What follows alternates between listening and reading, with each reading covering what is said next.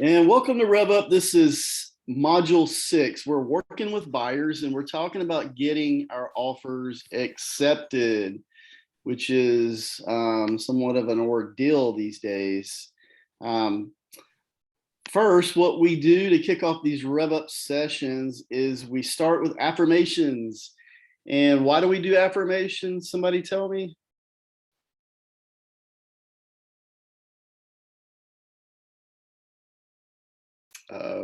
Reminds us of what our goals are. There you go. Yep. They're good for a lot of different things. Thanks, Nelly. So let me just read this today's affirmation to you, and then we'll say it together. So it says, I know my value and only work with realistic, qualified, and motivated buyers and sellers. I'm gonna read that one more time. I know my value and only work with realistic, qualified, and motivated buyers and sellers. So on 3, let's say it together. 1, 2, 3. I know my value and only work with realistic, qualified, and motivated buyers and sellers. All right, I'll give y'all an A for effort. It's Monday. But look, take this and really take a snapshot of this screenshot. These affirmations are here for a reason, and this helps us kick off the lesson because we're going to talk about working with realistic, qualified, and motivated buyers and sellers.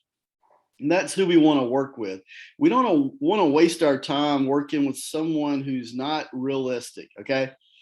They're so unrealistic that you're not going to be able to get them through a transaction. The second thing is they're not able to qualify.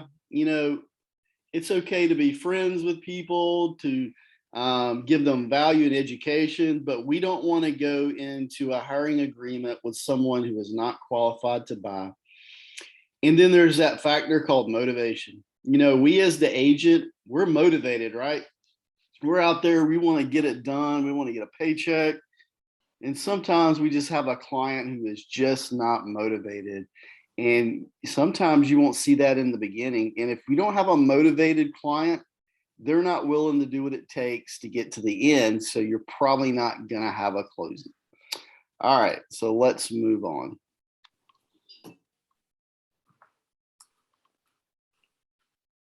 So we have some steps that we're going to go through in this buyer process.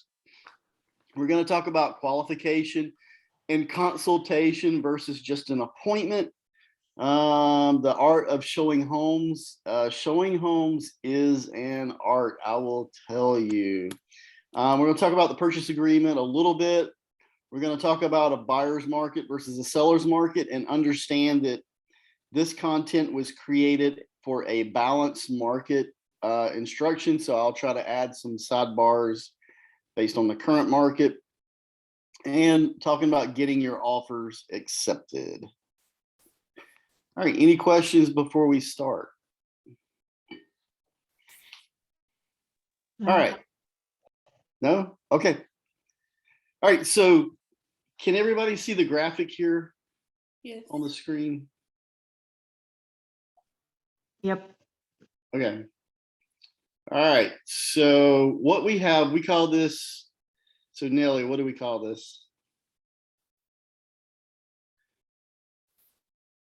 Starts with a C and an O and an I. I can't, I'm drawing a blank completely. No problem. So we call these our circle of influence. Oh, there you go. Concentric circles of opportunity, whatever you want to call these. You can call it a wheel, a spoked wheel, whatever.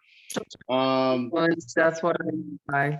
Yeah, but this visual helps us understand. Sometimes we're talking about buyers, sometimes we're talking about sellers, sometimes we're talking about our database, but it really doesn't matter. So what you want to do is you always want to start inside, right? So the purpose of this graphic is to show you that our buyers come from lots of different avenues, okay? You know, they come from our circle of influence. You see that COI standing by itself. They come from a farm, an internet. Um, you know, they clicked on your site. Maybe you saw them at open house. Maybe you met them door knocking. Maybe it was a referral. So they come from different avenues, and it's because of this thing called attraction. So you'll hear a lot of agents and real estate firms talking about attraction now because it sounds better than recruiting.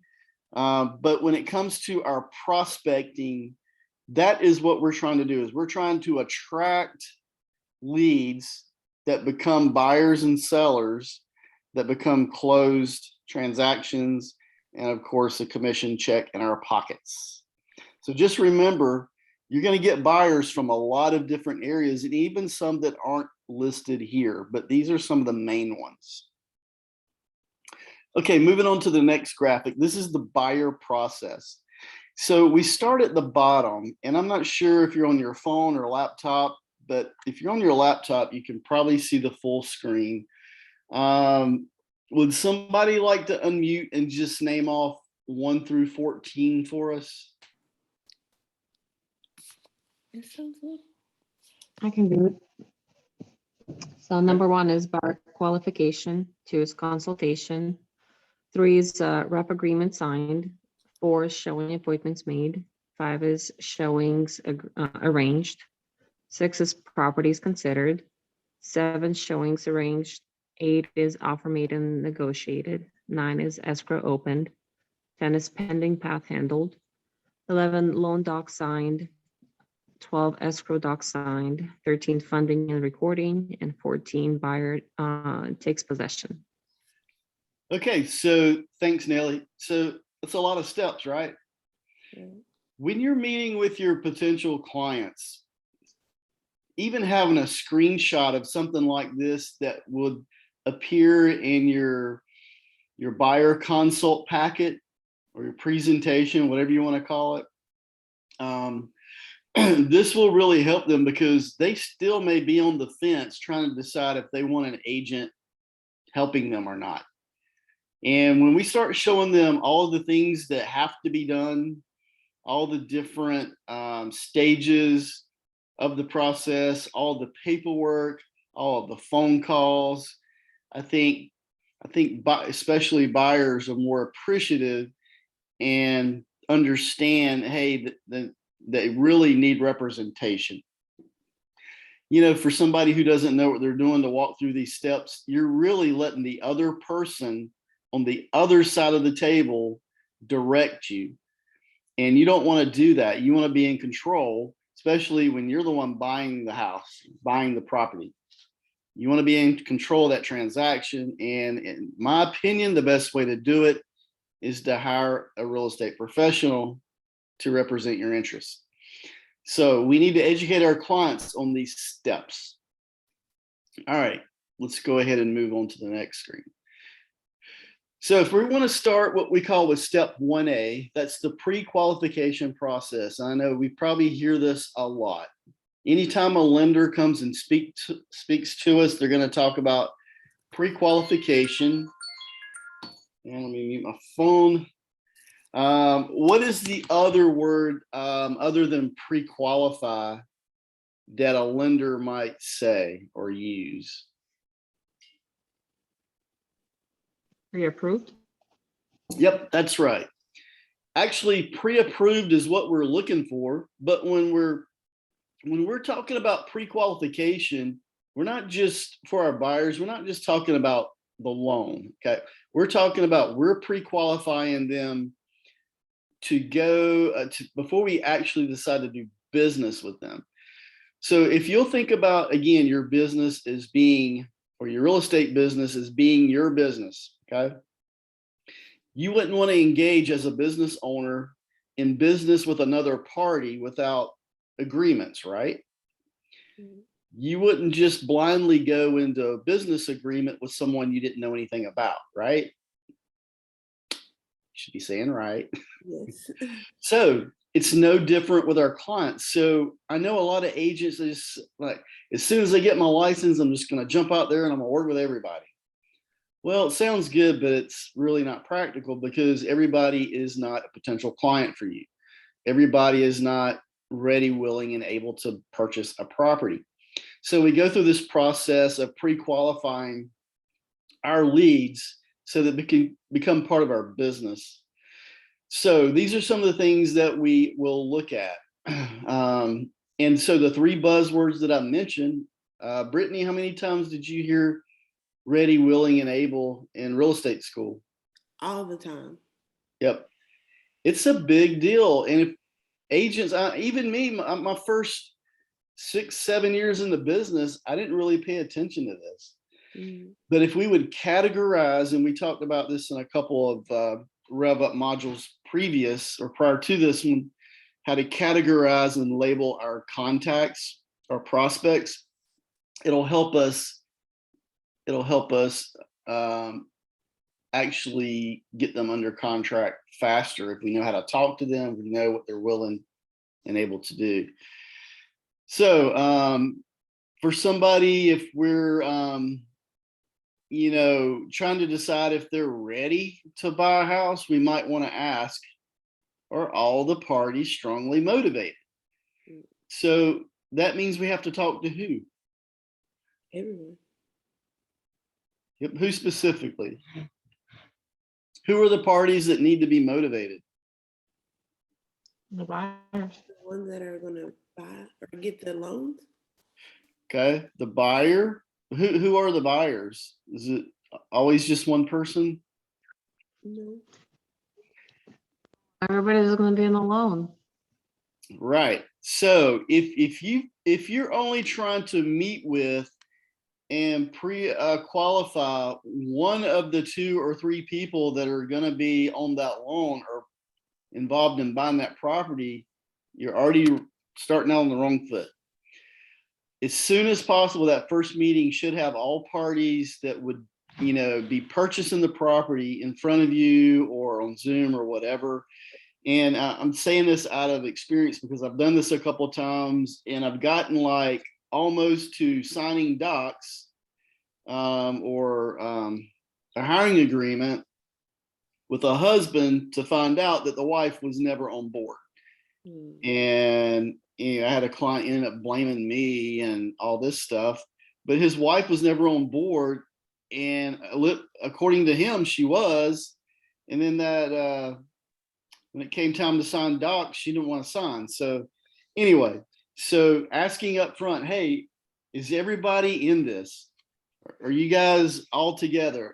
And if they have children, especially older children, they might not be on the loan, but they have to have buy-in too. So is it okay to ask them to bring the children to the office when you're meeting with them? Absolutely. And I know you'll hear other agents say different, but I believe, hey, when you're looking at homes, at least my family, we took our kids with us because we want to look for a home that they value as well, right? Absolutely. Anyway, I'm not saying you're going to be talking to the kids about buying a house, but what I'm saying is you want to have an attitude check. You want to know that everybody's feeling good about the process. So that's one of the things you would do in this buyer consult. And are they able to buy a house? So the question you might ask is, can they make a move now? So you might want to say, hey, how soon do you plan on moving? When could you possibly move the soonest? And see what they say. If they say immediately, then okay, we need to go right into the pre-approval process. Or if they say, well, 6 months from now, Mm-hmm. then you got to find out, okay, why do they need to wait 6 months? There's a story back there that I need to hear. And if I don't hear it, I'm not going to be able to really adequately help these people. They're probably not going to buy. Sometimes it could be as simple as a friend told them that because they just bought furniture, they have to wait 6 months to buy a house. I'm telling you, people will take advice from anybody on the street. And so what you have to do is kind of be an investigator and uncover these things. We take it back to a lender and say, hey, let's get them pre-qualified. Let's see if there's anything that would keep them from buying a house. You could check for their lease expiration date. That's one of the first things I ask a buyer. Hey, are you in a rental or a lease right now? And if so, when does that expire? Because we all know if you break a lease early, you're going to pay a penalty, right? And sometimes it's the whole rent due. Did they recently sell a house?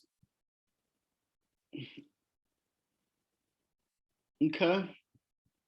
And the last part is willing. Are they willing? So they might be motivated. They might have the ability to buy a house, but can they actually go through with it? And sometimes there are some legal issues that would keep them from doing that. So you might want to ask, are there credit or legal issues to resolve? It could be that the spouses are going through a divorce. Could be they're separated and have a court order to sell the house, and they never have mentioned that yet. I've had that happen to me at least twice. I actually was in the middle of selling a house for friends of mine. It was like I think it was my first or second listing as an agent. Halfway through, I found out they were getting divorced and trying to leave each other. And that's why they were selling the house. So I guess I was a bad agent. The other part is they just didn't want me to know. But that's vital information, because that could totally,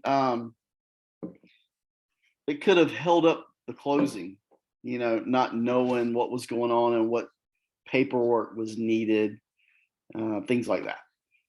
All right. So some things to look for when it comes to legalities or name changes, divorce, a long-term job, maybe that has ended, income levels. Anyway, so that's step 1A. That's a lot. So to get you through these steps, especially the beginning, we've created a buyer questionnaire sheet. I'm going to email you a copy of this. Really, it's pretty simple. It's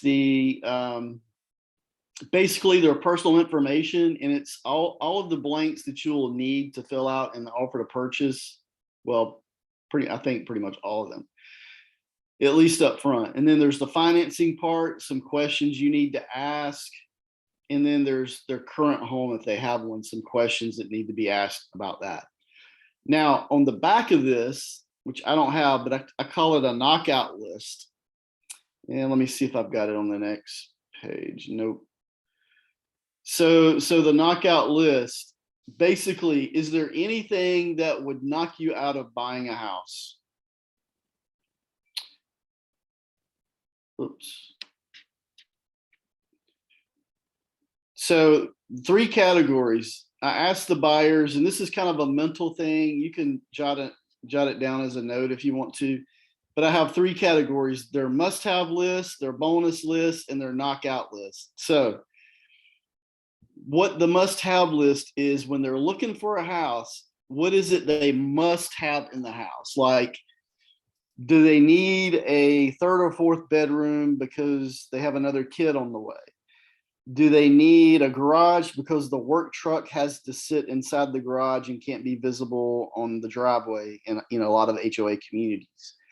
Things like that they must have in a house, or they're not going to buy.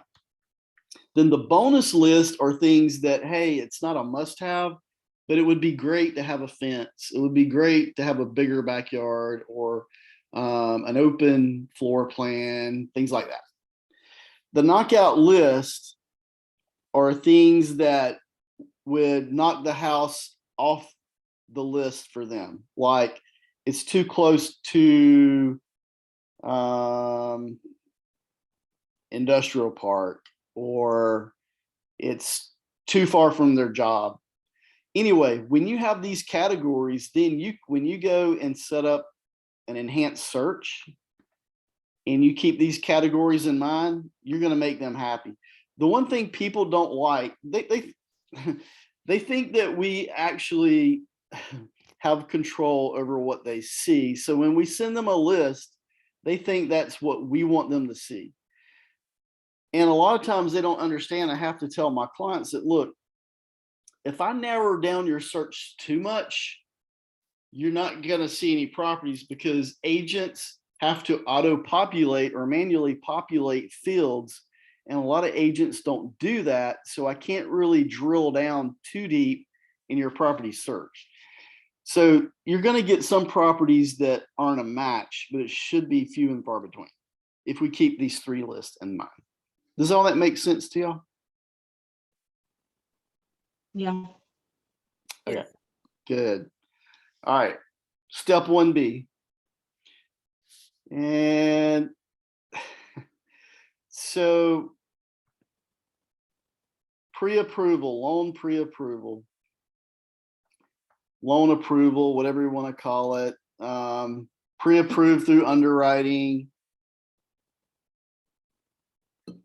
Anyway, why do we want to get a pre-approval? Because we want to know how much house they can buy. We don't want to show them a $500,000 house when they can only afford a $300,000 house. We're already starting out on the wrong foot. By the way, people are always going to want a house that costs more than they can afford anyway. So we have to keep them in that range. And I don't show them houses outside of their pre-approval range. I say to go higher, we need to talk to the lender, and if he can raise it or she can raise it, we will do it. But in this market, you're not going to be looking at houses that are above your ability to buy because nobody's coming down on the price. And then the other thing you got to look at is timing. Are they credit worthy? Can they buy now? They were promised or have a letter that they're starting a new job in 30 days. How long do they have to wait? Will the lender require 2 pay stubs or a month's worth of employment before they can now, be pre-approved? Things like that. Any questions? No. Okay. By the way, your lender is your greatest ally. You want to make sure that clients come to me with their own preference of a lender or a bank, and I have the conversation with them about 2 things. Do you want to get the best rate possible? And do you want to close on time? Because if they want those 2 things, they probably don't need to be going with a bank. Some people have been working with certain banks or banking with certain banks for years, and that's who they just want to do business with, and they don't know better. So what I try to tell them is if you're working with a bank, you're working with someone who's on salary. They're not going to be available on the weekends or after 5, and they're only going to work to the level of, if they're self-motivated, that's good. But salaried employees work at a certain pace. Okay, they're not trying to beat the bus to the bus stop. When you're working with a broker, somebody who doesn't get paid until it closes, like us, that lender is going to bust their tail to get it done, right? They have something at stake. If they don't close this, they don't get a paycheck. That bank employee still gets a paycheck every month. So I have these conversations and I try to get them to work with a lender that is preferred by me. Now, in the end, the client has the choice, right? It's their choice. But if we educate them properly, now some of them come with a lender that's already good to go.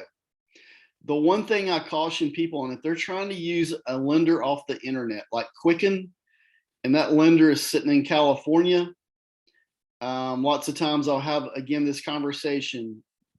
Are you sure you want to work with a lender we don't have any control over? Or would you think it would be best to work with somebody who sits in an office in Charlotte, North Carolina, or something like that? So anyway, I try to get them 9 times out of 10, they work with my lender. And again, it ends up being their choice, but I educate them. And they do get the better rate, by the way. Usually when you're working with a broker, they can beat whatever the bank rates are going to be. Now, the one caveat is credit unions. It's hard to beat the rates that credit unions give. And there are some good credit unions, Navy Federal, State employees, credit union, they may take longer to close. They have a good product, but it's hard to get somebody pre-approved through their products. You got to have like really good credit score and things like that. But anyway, there's some good credit unions out there. Okay, the buyer consultation. Just some of the three things I want to mention here is when you're doing a buyer consult. And by the way, let me ask, can one of you tell me what's the difference between a consultation and an appointment?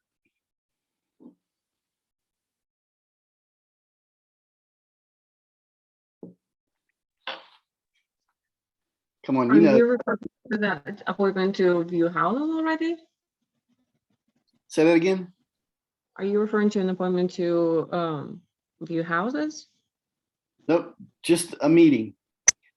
Why would we call it a consultation versus an appointment? Setting the right expectation, and the consultation already lets the buyer know what to expect. Yes, so here's the difference. So as professionals, we don't sit people down and lecture them, right? We listen. We need that buyer to converse with us. We need vital information from them. So it's going to be a consultation. It's a two-way dialogue. We ask open-ended questions and we get their response. We let them speak more than we speak. We listen. That's what the consultation is all about.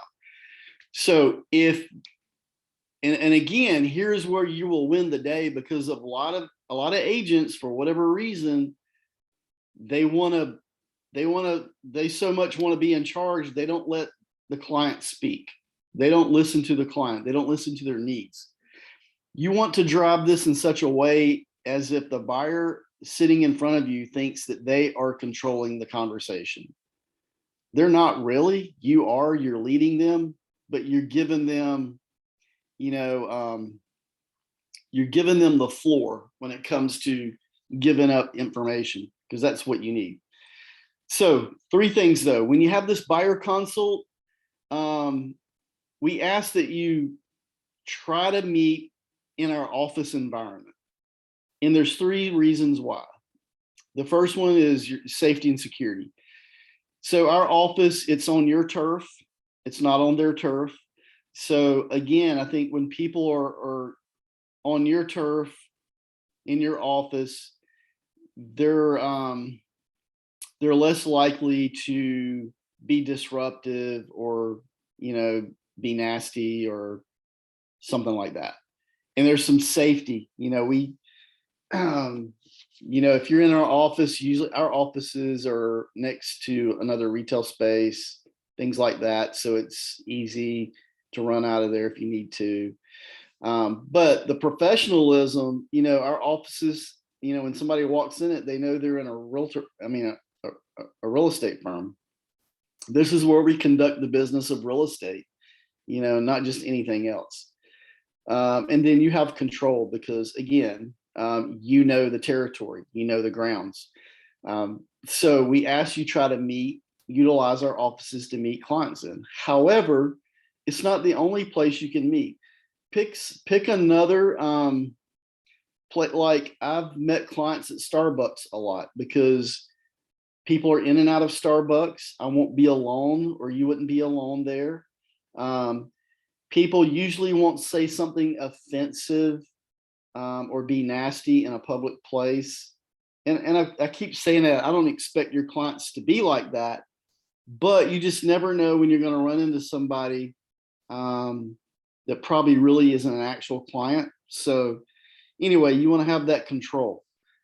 So that's all I'm going to say on that, but just make wise decisions. If you do go to a buyer's house, make sure that you let somebody know the address that you're going to, how long you're going to be there. Make sure you obtain a copy of their driver's license first by email before you go to their house. Those are some safety things that, you can put in place so somebody knows where you are and who you're with. Any questions? No. Okay. All right, so we definitely want to make sure safety, let you know safety is important to us. All right, so verify loan qualification. We do that through a lender. We're gonna ask the buyer about their search criteria. And there's a list that you can go through. I will send you those, all of these worksheets you're gonna get by email as soon as we finish. The point is you need to learn all about your buyer's needs. If you don't know what they need or what they're looking for, then you won't send them what they're looking for. And then they're gonna get upset again. Introduce the buyer to your team.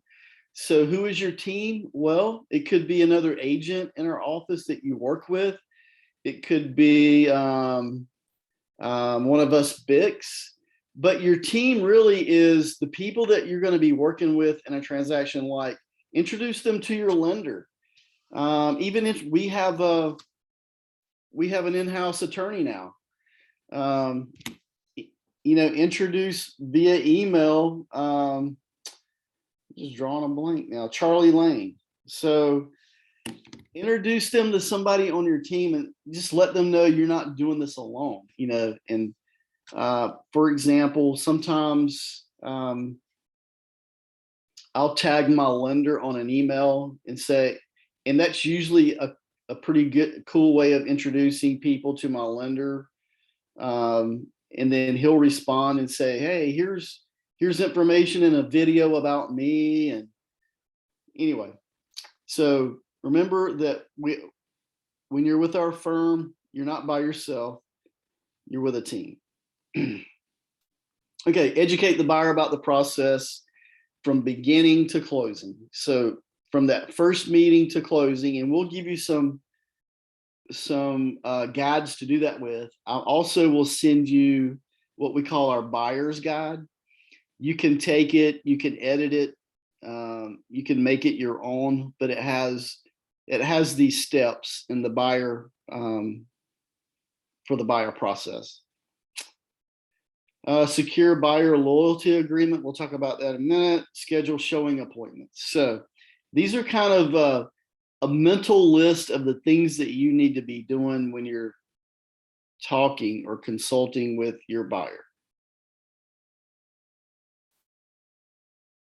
Now, once we go under contract, we call this the pending path, right? So if you want to take a screenshot of this, so down at the bottom, we start with the contract. The first thing we do generally is move into our inspections, because we have a due diligence period, 21 to 30 days, depending. I mean, if it's a cash buyer, it might be 14 days or less, but we're going to have an inspection period. And then after those inspections, we're going to have what we call the repair request period, if we're going to request repairs from the seller. And then we have lender requirements, right? We have those all throughout, actually. So the lender's going to come back, they've sent everything through underwriting. They're going to come back and say, well, the underwriter needs clarification on these things. And part of that is the appraisal.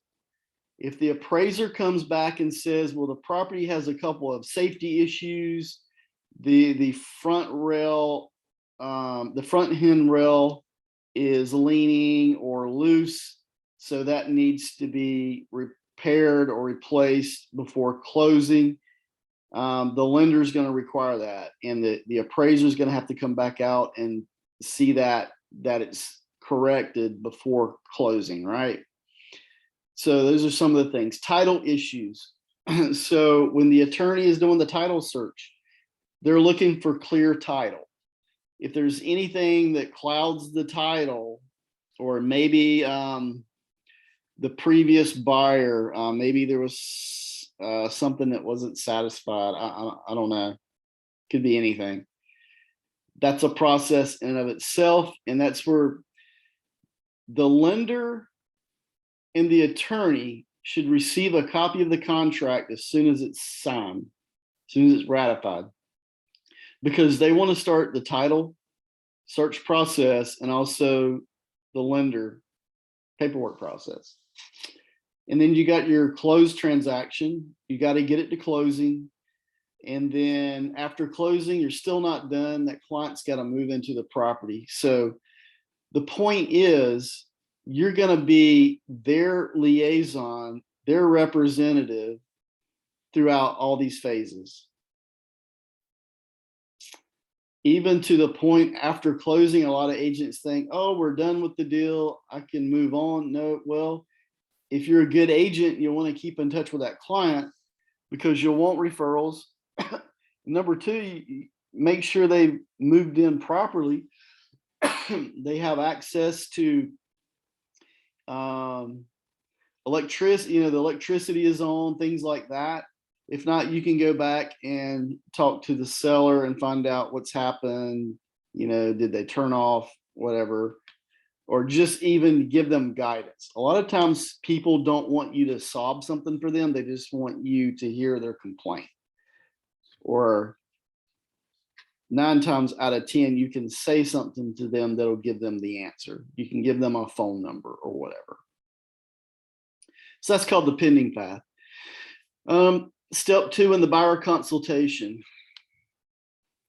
So your job during step 2 is to make sure they understand these 3 things about you. Can somebody unmute and read the first bullet point? I'm going to help you negotiate the best possible prices and terms. Okay. That's the one thing your client should know that you're going to do for them. Because look, this is why they hire us. They want us to do a job for them. And if we go in and we have the attitude, hey, it doesn't matter, whatever you want to buy the house for, whatever, let's go in 50,000 over. Well, in this market, sometimes you have to do that, but your job is to negotiate for them. And even in this market, there's still a lot of negotiation going on. Okay. The best possible price and terms. So if they know that that's your motivation, I think they're going to feel confident and they're going to feel secure. Now, the second bullet point I'll read, it says, I will act as your advocate. This is huge. Yes, maybe we're going to help negotiate the best price, but as long as they know they have us standing with them, how do you think that makes people feel to have an advocate? Most times people don't know they need one until there's trouble, right? So if something went wrong in the process, now they're calling us, hey, you got to get this fixed for me so I can buy this house. And that's what we do. But let them know from the beginning that you're their advocate. You're working on their behalf. You're standing side by side with them throughout the whole process. And the third bullet, Nellie, can you read that? My job is to help you get through the process and the paperwork quickly and successfully.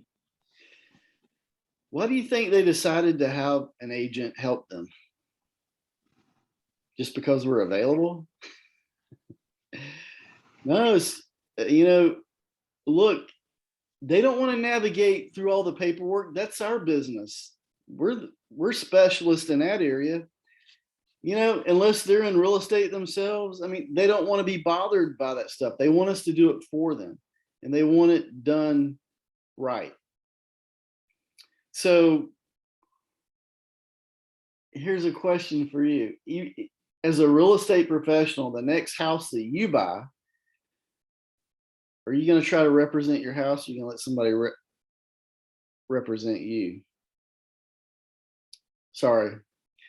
Are you going to try to buy it yourself, or are you going to let the area expert help you?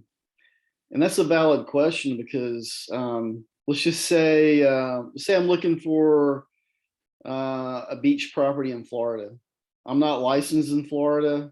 Number one, I couldn't do it myself, but I don't know the market down there. So for me to have the edge, I need to have a market expert helping me navigate, you know, based on my preferences. They might tell me, well, since you're looking for XYZ, you don't want to be in these neighborhoods. You know, to me, those neighborhoods might look good on the internet, but that local agent knows based on, you know, the checklist that I've been through that, hey, that's not what I'm going to be happy with. That means a lot. So that's what people are counting on us to do for them. Now here is step 3. We call this the representation part of the consultation. So there's a point where we have to ask people to work with us, right? So there's a point where we have to have them sign that exclusive buyer agency or that listing agreement, which is our hiring agreement. So the way that we approach this will set your clients at ease. So you don't want to, sometimes agents will be an alarmist, like, oh, I need you to sign this 7-page document or I can't work with you. And they're like, nobody wants to just sign a document, right? So we need to walk them through it. So increase the odds of getting paid for all your efforts by the way you present things to people, okay? Loyalty is a two-way street. So that's what we're going to talk about. We're going to tell them all about our loyalty to them, but we're going to request loyalty from them as well. And how do we do that? Hey, Mr. and Mrs. So-and-so, I am here to give you all of that stuff I just told you I'm here to do for you, but I want to make sure that we're loyal to each other as much as I'm going to take time away from my family and things like that. You might not want to say that, but as much as I'm going to take my time out to help you find your dream house, I want to make sure that I'm the only agent that you're working with. That's the way I do business. And I also tell them, hey, by the way, you don't just get me as an agent, but you have all the agents as my firm as a backup, which is true. So you talk about loyalty both ways. So I'm going to give you a phrase. If you want to screenshot this, take a picture of it, whatever. This is something that if you're just not sure how to ask the question, like, are you ready to sign with me? This will give you something to say. So if you say something simply like this, let's move to the paperwork that allows me to represent you. I'm going to give you an overview of each section or each paragraph. It's pretty straightforward. If you have any questions, please let me know. That's all you got to do. Just have that buyer agreement in front of you. Just, you know, some people you'll know that they'll want you to go through, you know, page by page. Some people won't care for that, but just make sure you explain representation to them, okay? And they sign it. That's all you got to do. You don't have to make a big deal out of, you know, oh, you can only work with me and I'm, you know, all that kind of stuff. Say, look, as part my firm in North Carolina Real Estate Commission requires that we be hired to represent your interests. So in order for my firm to allow me to work in your best interest, this is the representation agreement that we need to both sign. And here's what it says. And I recap, you know, basically page by page. I don't do paragraph by paragraph anymore unless I get that specific client. It's like, oh, I want to know what this means. Does that make sense to you guys? Yes. So what you should do is when you get a chance this week is download from SkySlope an exclusive buyer representation and just look at it. We're going to talk about, I think we talk about that. Trying to remember.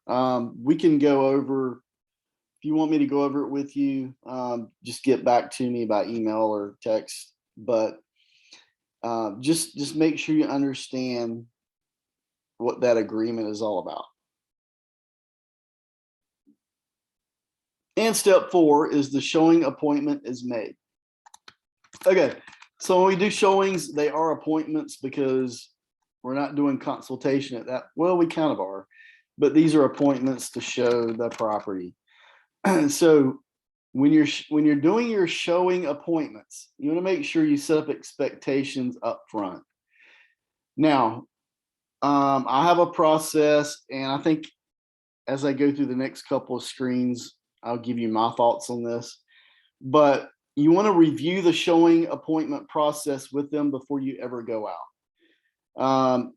Sometimes you'll get caught up in people calling you, hey, this evening at 4 o'clock, we want to go see these 3 houses. And sometimes you don't have an opportunity to really talk to them until you get out there and show them the 3 houses.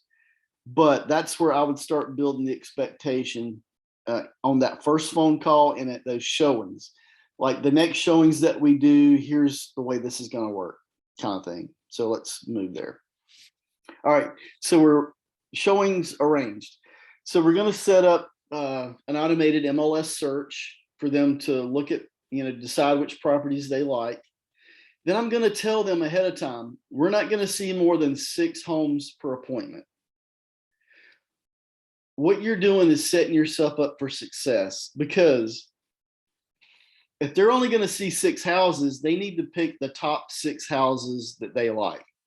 If you don't give people something like this, they're going to send you 30 houses. Okay. They don't like all 30 houses. I promise you. You need to set the expectation that we're only going to look at the houses that you're willing to buy. And just be nice about it. And you might have to kind of work to this with some people, but you don't want to start out showing people 50 homes. That is not the way to do it. You're going to kill yourself. And then you're going to contact your circles of influence or your database. Meaning, if you know what they're looking for and you have somebody in your database that is interested in selling their house, this is where you're going to go. Or another agent that has a property that matches what your client was looking for. So simply, you're going to look in your sphere of influence first, or your circle of influence. And then you're going to post the buyer's needs on social media. Never disclose their identity, just their search criteria. We see this all the time on the Charlotte Area Realtor Facebook group. Looking for XYZ, 4-bedroom, 3-bath in Concord, whatever. Anyway, that's how you show them that you're out there, you're actively helping them. You're not just passively letting them find homes on the MLS and you set up the showing, right? You're actively involved in this. Any questions? Okay, I'm going to try to move on a little faster, get us finished. Here are some showing techniques that you should do. And I know the market is crazy. I know some listing agents are only allowing 15 minutes showing on properties, which is absurd. I mean, it's crazy, but you want to try to call ahead, make sure that listing is still active the day of the showing. The night before, don't, because it might go under contract that morning. So the day of, I would call and make sure all these properties are still active. When you get to the property, always ring the doorbell or knock, even if it's, it's vacant. Do you know why? Because somebody might be invading or something. Yep, you just never know. It could be that a family member went back to pick up something out of the house and they're inside. You don't want to surprise them. It's just a professional thing to do. Back in my early career, and I don't know, around 2006 or 7, I was down in Waxhaw showing a house. It was a Saturday morning. It was vacant. I just simply unlocked the back door and went in, and this guy came around the corner half dressed, scared the heck out of me.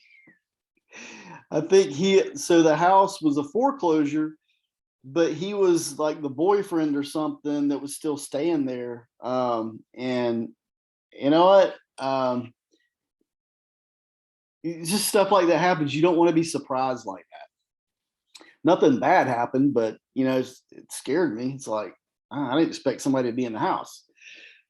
So, lead the way. You want to be the first one in the house. You want to turn on the lights ahead of them. You want to open the doors ahead of them, but yet stay out of their way so they can see the house.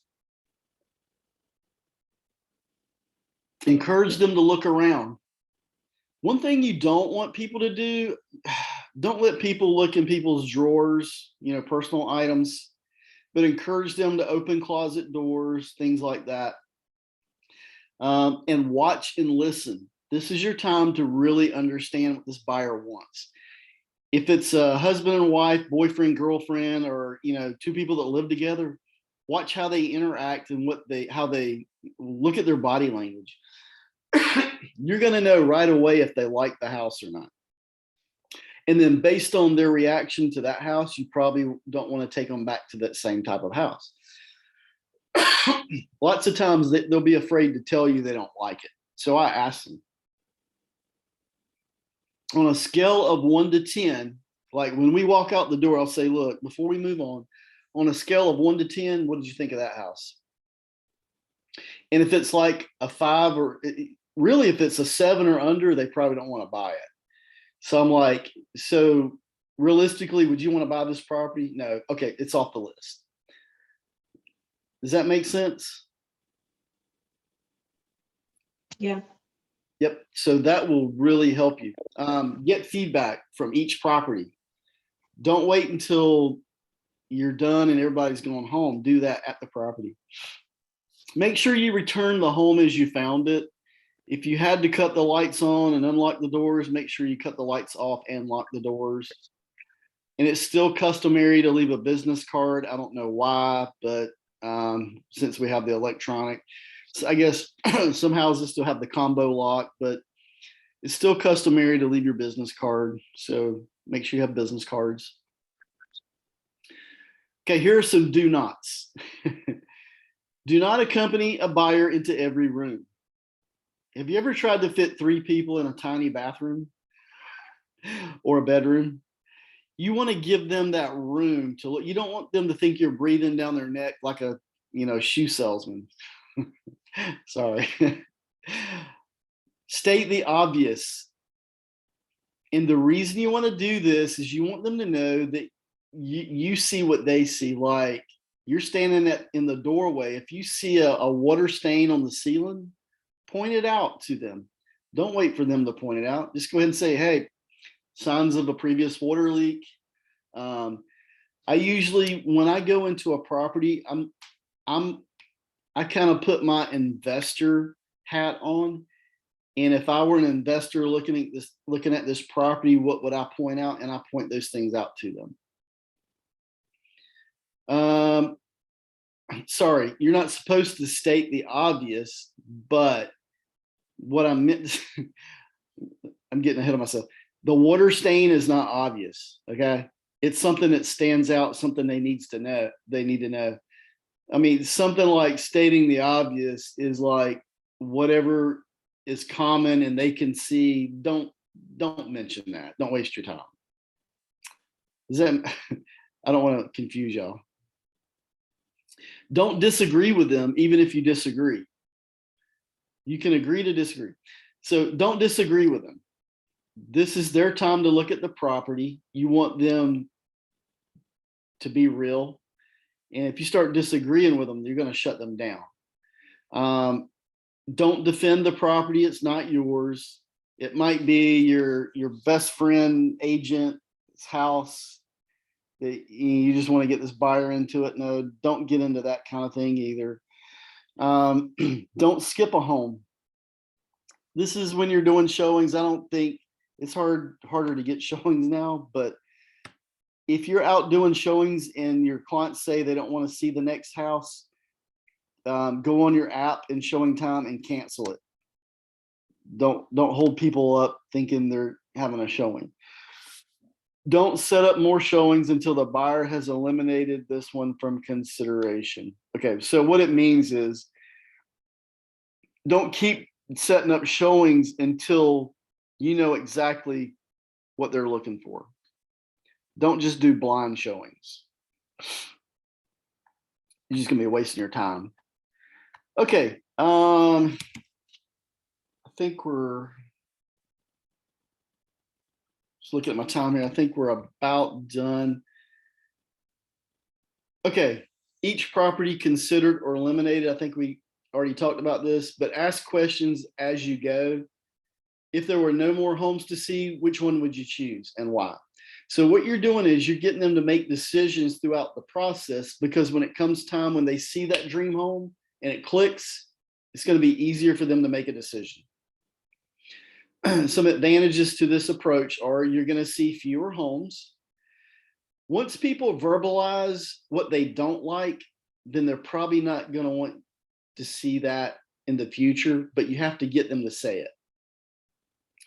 You keep them moving, you keep them making decisions, and again, you're getting their agreement on what they don't like, so they don't keep seeing it. Property selection. Again, we've already talked about this. You're looking for clues. You see in their signals if they like the house or not. Watch for nonverbal cues. Ask trial closing questions like, would your armoire fit here? Or if they have something specific, a specific need for a house, remind them of that. Those kinds of things. So criteria revised, and we've already kind of talked about this. After each showing, get them to talk about what they liked or didn't like in the house. And if they're changing, if you're finding that they've decided, hey, we no longer like 2-story homes, we want to stick to a 1-story, then you need to revise your search and hold them to that. Key areas of the offer is the loan, and there are different loan types. The 3 common ones are FHA, VA, and conventional. VA and FHA are federal backed loans. Then you have the inspection process, the repair process, property condition disclosures, any environmental disclosures. Who knows what the environmental disclosure is we use all the time with the buyer? It's called the OMG. Is it the lead paint? What's that? Is it the lead paint? If the home is built Well, before that is one, but we only use that if the property was built prior to 1978. But the one we use on every transaction is the oil, mineral, and gas disclosure. It's that fracking thing. All right, then step 8, the offer is made and negotiated. Okay, so I'm really gonna skip over this part because it deals with a balanced market, not this market. When we're making offers now, basically we're making over list price. We're not asking for any concessions. Sometimes we're waiving inspections, waiving appraisals, that kind of thing. So we're not going to get into that today. However, I want you to know that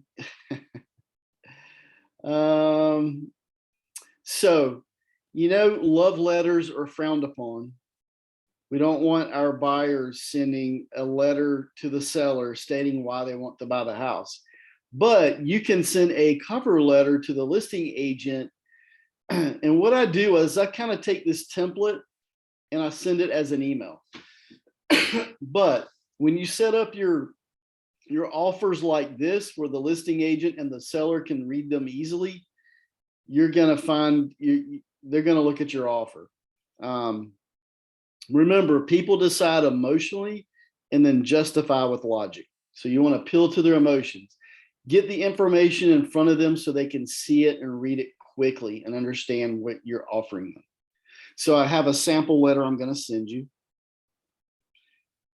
Tips for communicating with the listing agent. First, you want to find out what's their preference: call, email, or text. Most of them are going to want to be emailed. And as a listing agent, I want all my documentation in email for liability reasons. So it may be that even if you call them, you back it up with an email. Find out if you need to be talking to them or their assistant or transaction coordinator, and then check the MLS for any instructions for that property. Handling difficult agents, real quickly. So we want to look at the big picture. When we have somebody difficult on the other end, instead of getting personal and nasty, we got to really look at the bigger picture and think about, who do I represent? It's not about me, it's about my client. So you need to suck it up, do an ego check, and be professional at all times. Really, that's what we're doing. And there's some agents that are, if they're that difficult to work with, get your BIC involved. Okay. The BIC loses it, then that's on us. But don't just try to be right, okay, but try to get paid. Sometimes we have to put up with other people's foolishness, but we're going to get paid in the process. And if you think about why you're in real estate, if it's for your family, you're supporting yourself, your family, then do it for your family. Sometimes I just have to suck it up, hold my tongue, and then after it closes, I might give them a piece of my mind. But anyway, you will deal with difficult agents sometimes. All right, if you have a difficult buyer, if they cannot be educated, then you can fire them. So you're not bound to work with anybody. This is a business by choice. If you find a client that's difficult to deal with, refer it. Let another agent work with them, and you get a referral fee.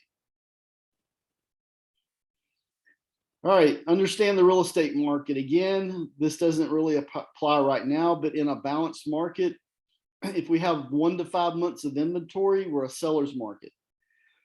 If we have six months of inventory, we're a balanced market. If we have 7 to 12 months of inventory, we're a buyer's market. So again, this is not going to make sense right now, maybe in 2, 3, 4 more years, but this gives you an idea of what makes a seller's market. When the seller inventory is larger than the demand, it's a buyer's market. When it's just the opposite, it's the seller's market. Does that make sense? It's no different from buying candy in a candy store. If there's a lot of demand for candy and there's not enough candy stores, guess what? The prices go up, right? I think I'm losing y'all. No. All right, presenting the offer. This in-person stuff, it doesn't happen anymore. But when possible, be personable when presenting your offer. Sometimes you can Zoom the other agent or send them a little personal video and say, hey, I just sent you an offer, love to work with you. But in person is not practical anymore in most circumstances. We do send offers electronically, so just make sure that we look at the MLS instructions on where to send the offer to make sure the listing agent knows. So what I'll do is I'll email the listing agent and then text them, hey, I just sent you an offer. Okay, opening and closing escrow. Again, I've already mentioned this. The attorney gets a copy of the contract. The lender gets a copy of the contract. Those are the two main people that are going to be driving the pending path process. But whether you're working with a title company or attorney, make sure that those contacts are made immediately. Always advise your buyer to verify wiring instructions prior to making earnest money deposit.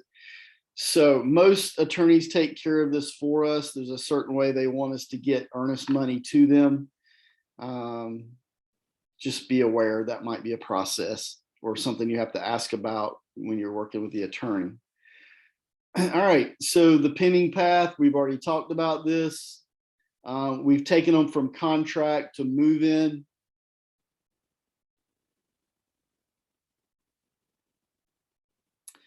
All right, last minute request from the lender. Just the what I want you to know here is expected. They're going to want to verify their employment right before closing. They might want them to verify a certain debit that was made, or clarify what it was made for.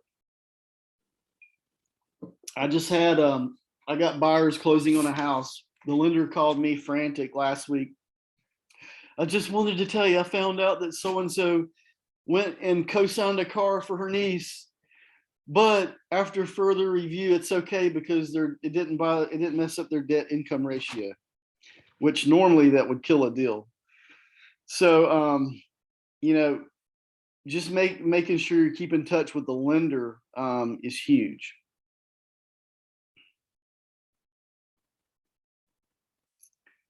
Step 12, escrow instructions, documents signed. So I try to make sure that I'm at all of my closings. If I can't be at the closing, that I have another agent step in for me. Because I'm usually, even if I can't attend the closing, if somebody calls me and lets me know there's a problem, I can help get the answer to them quickly. So your client wants a representative with them, but also you have valuable information that can help the attorney should they need it at closing. Then after closing, then we have funds released and the sale is recorded, at least in North Carolina. So closing does not happen until both have occurred. The funds released by the lender and seller's funds have been received. And then the deed has been recorded over the register of deeds at the county courthouse. Now in South Carolina, when you have a closing, that is closing. It's recorded, it's all considered closed then. But in North Carolina, it could be, the deed could be recorded the day after. So that's when it actually funds is recorded. So just keep that in mind for liability reasons. All right, then the buyer takes possession of the home. Used to back in the day, that's why I have this on the slide, arrange in advance for keys, garage door remotes. Attorneys used to allow agents to drop them off and they would disperse them at closing, but now attorneys are getting away from that. So the attorney doesn't want the liability of the key issue. So it's up to us to make sure we get the keys, garage door remotes, all that good stuff. Give the client access at the proper time, and that's after recordation in North Carolina. And as always, we have the one habit, which is the best way and the easiest way to build your database is if you will commit to a minimum of 336, making 3 phone calls a day to 3 new people that you want to do business with, adding those 3 new people to your database, and then writing 6 handwritten note cards, 3 of which were the 3 you just added to your database, and the other 3 are 3 other people already in your database you need to keep in touch with. So that formula right there will help you grow your database and not be passive and prospecting for business. All right, any questions? I do have one question. I'm sorry. I missed step 5. Is there any way you can go to that slide and let me just take a screenshot of it right quick? Yep, give me just a second. I'm gonna end the recording. Thank you.